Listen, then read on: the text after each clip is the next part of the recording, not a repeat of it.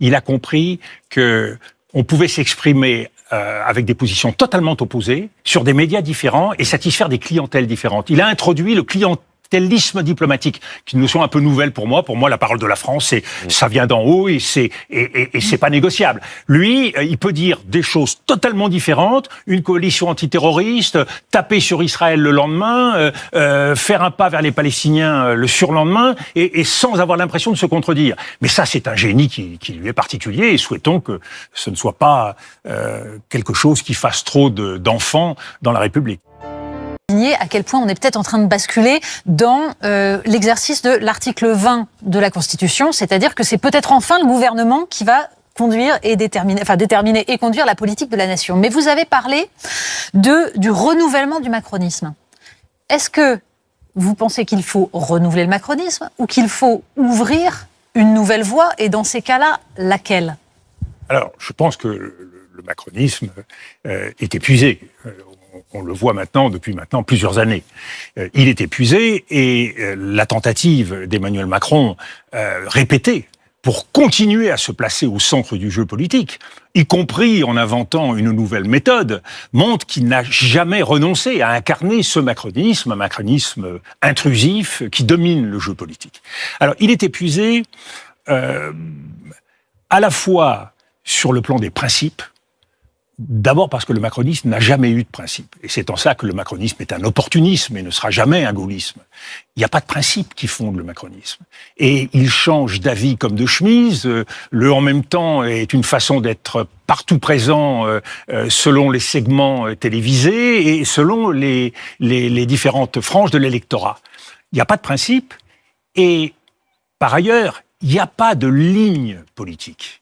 C'est-à-dire que le macronisme, par exemple, a été l'ambition de renouvellement français technologique, la Start-up Nation, l'ambition de modernisation. Mais il ne s'est jamais véritablement donné les moyens. Il a fait notamment l'impasse sur tout l'aspect budgétaire. Et il se réveille, même pas aujourd'hui, parce qu'il n'en parle pas, il se réveille dans une France très endettée, avec des déficits importants, qui n'en peut plus, mais.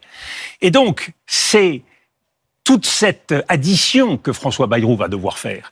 Et François Bayrou peut, par petites touches, changer le logiciel macroniste, le faire évoluer, au point, avant que Emmanuel Macron ne s'en rende compte, de le convaincre qu'il doit évoluer jusqu'au moment où il le convaincra que le macronisme est mort et qu'il faut l'incarner autrement. Évoluer vers quoi, quand vous voyez que l'idée d'Emmanuel Macron, c'est de sortir de l'arc républicain le RN et la France insoumise? Est-ce que vous vous dites que c'est la bonne méthode? Non, c'est ni la bonne méthode, ni les bons principes. Et je crois qu'il est très important que nous puissions tous ensemble, toute la classe politique et les Français, clarifier ces concepts, qui sont des outils de campagne électorale. Le Front républicain, la défense républicaine, la concentration républicaine, c'est des outils de combat politique et électoraux. Le président de la République, il faut le lui rappeler quand même, parce qu'il oublie parfois des éléments élémentaires. Il est président de tous les Français. Il n'a pas, lui, à distinguer selon les bons et les mauvais Français. Et la façon dont il a conduit les négociations pour choisir ce nouveau Premier ministre montre bien qu'il n'a rien appris. Il continue à choisir sur l'échiquier politique ceux qui lui vont et à écarter ceux qui ne lui vont pas. Président de la République, Dominique de Villepin, vous feriez quoi? Parce que cette coalition, on a du mal à l'imaginer encore. D'abord, la situation actuelle, et je pense que c'est un des constats que va faire François Bayrou très vite, ne laisse pas beaucoup d'autres choix au Premier ministre qu'un accord de non-censure. Donc c'est dans les trois choix qu'avait présenté le président de la République, l'accord de coalition, l'accord de programme et l'accord de non-censure, il ne reste que ça. Donc c'est vraiment la politique réduite aux acquêts. Parce que pour l'instant, on en est à un deal, pas de 49.3, pas de censure, pas de dissolution. C'est-à-dire quoi? C'est-à-dire que chacun, le président, le Parlement et le gouvernement, chacun renonce à ses prérogatives centrales, institutionnelles. C'est en quelque sorte un reniement, on se dépouille, on arrive, et là encore, marché de dupes, parce qu'il est bien évident que chacun d'entre eux peut à tout moment y recourir, au moment qu'il aura choisi, tout en ayant pris l'engagement de ne pas le faire. Mais si le pays est bloqué, Emmanuel Macron, à partir du mois de juin, pourquoi renoncerait-il à clarifier le jeu politique et à dissoudre? Mais le pays est-il condamné à être bloqué?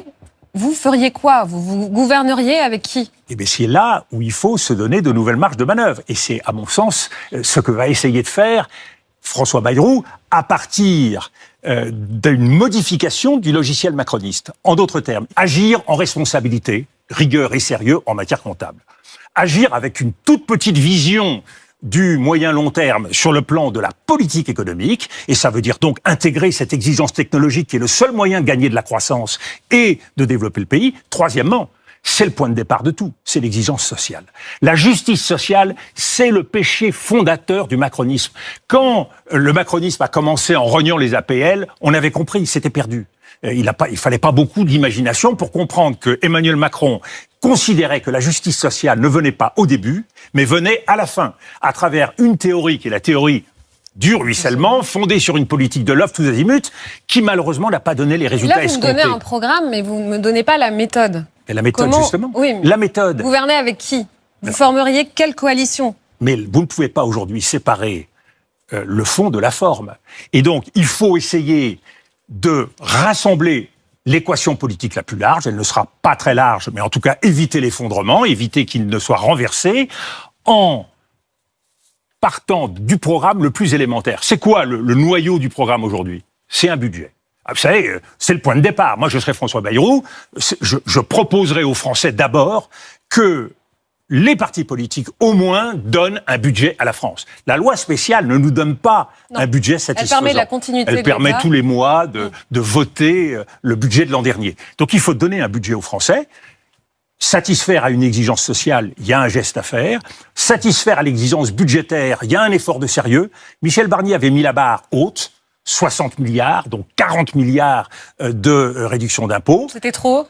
Je pense que il s'était mis dans l'idée, lui déjà, de se positionner en sauveur possible. Donc il avait mis la barre haut, alors que les marchés se seraient satisfaits. Les marchés, ils veulent de la continuité, de la stabilité. Ils ne veulent pas forcément un champion de 100 hauteur. Et comment vous qualifiez cette période qu'on est en train de vivre? Quel mot vous mettez sur ça? Est-ce que c'est une crise de régime? Nous nous approchons de la crise de régime parce que derrière tout ce que nous disons et derrière, j'allais dire, ce gouvernement qui est presque celui de la dernière chance pour Emmanuel Macron de François Bayrou. C'est le gouvernement de la dernière chance? Nous n'en sommes pas loin. Là aussi, l'horloge fait tic-tac. C'est-à-dire que, après avoir été désavoué déjà 3 fois par les Français, aux européennes, aux législatives, avec la censure de Michel Barnier, s'il y a un 4e désaveu, très honnêtement, la partie devient quasiment impossible pour Emmanuel Macron. Les dégâts de sa politique, les dégâts de sa conduite, les dégâts causés par sa personne à la France et d'une manière générale aux Français, font qu'il aura énormément de mal à assumer un tant soit peu sa charge. Ça veut dire quoi alors? Ça veut dire qu'il devrait démissionner? Ça veut dire malheureusement que la question de sa démission sera posée. Elle se pose d'ores et déjà, et je pense que c'est une mauvaise idée de la poser aujourd'hui. Mais je pense qu'on arrive à un moment où le coût pour la France et le coût pour les Français fait que le président de la République, on lui demande pas d'être gaulliste, il ne l'est pas à l'évidence, mais on lui demande à tout le moins d'avoir un peu de dignité et de respect de la fonction. Parce que là, c'est la fonction, c'est les Français et c'est la France qui plonge. Voyons bien les choses en face. Il y a un effet de sidération de ce que nous vivons depuis maintenant plusieurs mois pour les Français. Il y a un effet aussi d'humiliation et de colère profonde. Nous voyons notre pays s'effacer de la carte internationale. On a des changements majeurs qui se produisent en Europe, en Ukraine, au Moyen-Orient. Et oui, nous sommes peut-être en bonne forme pour organiser une photo en marge de Notre-Dame, mais nous ne comptons pas. C'est dire à quel point le président de la République, à un moment donné, va être obligé, d'assumer ses pertes. Parce que là, ce que vous dites carrément, c'est que vous prédisez, si je comprends bien, une démission d'Emmanuel Macron à l'été prochain. Je dis que le calendrier fait que l'échéance de juin devient maintenant vitale pour le président de la République. Elle devient vitale pour plusieurs raisons, partisanes et politiques au sens noble du terme. Au mois de juin, le président récupère la possibilité d'une censure du gouvernement. Donc, il retrouve en quelque sorte toutes ses prérogatives. Qui dit prérogative, dit aussi les devoirs si le pays est bloqué. Donc, si François Bayrou tombe dans cette période où n'est arrivé à rien, s'est enlisé, à un moment donné, il est comptable, le président, de cet échec. D'autant plus qu'il a fait semblant, là encore, d'être responsable de la nomination de François Bayrou, même si François Bayrou s'est en partie autonomé au terme d'un bras de fer. Donc, dans cette équation, il assume la responsabilité de ce que fera ou ne fera pas, mais surtout de ce que ne fera pas François Bayrou. Deuxième élément de la date de juin, c'est que c'est à cette période que va avoir lieu le congrès du Parti socialiste.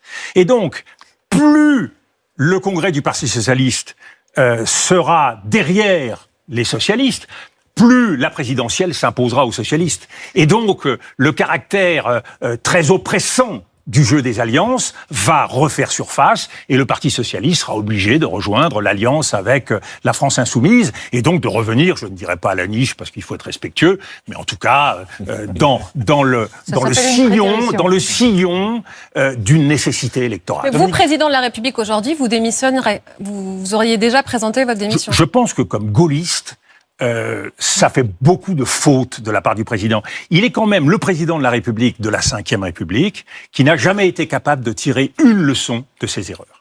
Et qui a toujours pensé, comme au poker, qu'on pouvait se refaire. Il est comme ces joueurs intoxiqués qui croient qu'il peut tout regagner et même un peu plus.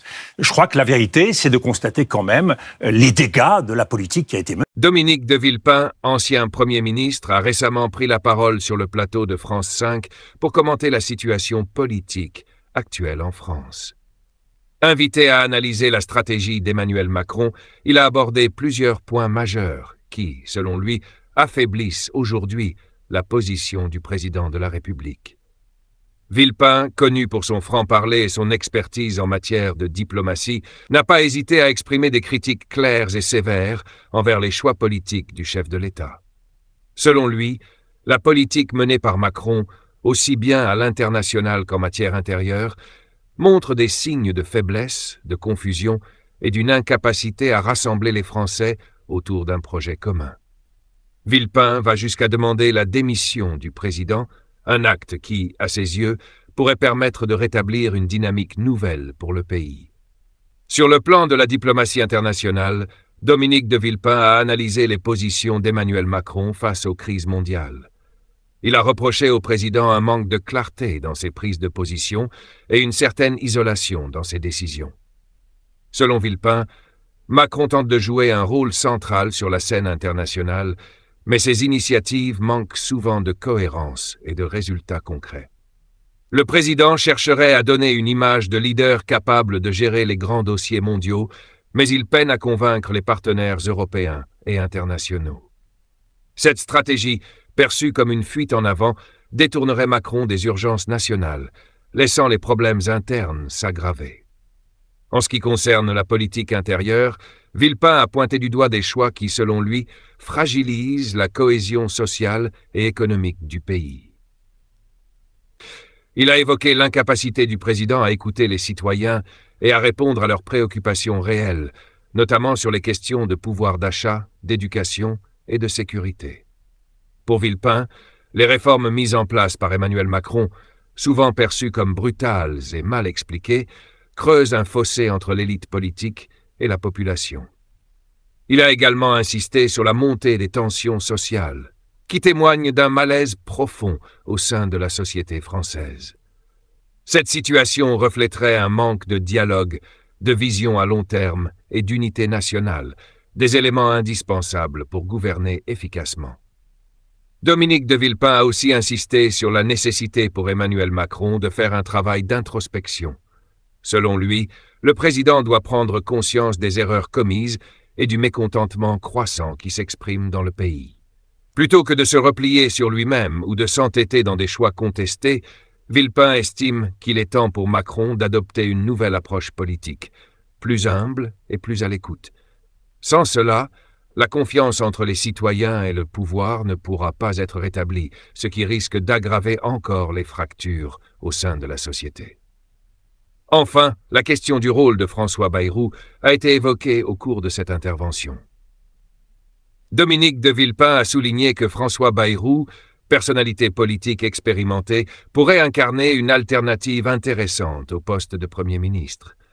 Villepin voit en lui un homme capable de rassembler, d'apaiser les tensions et de proposer un projet plus en phase avec les attentes des Français. Il a laissé entendre que la nomination de Bayrou pourrait être une solution pour redonner du souffle au gouvernement et permettre au pays de surmonter les crises actuelles. En conclusion, Dominique de Villepin, par ses critiques et ses propositions, a voulu marquer un signal fort envers Emmanuel Macron et son équipe. Pour Villepin, il est urgent que le président prenne la mesure des défis actuels et adopte des décisions courageuses.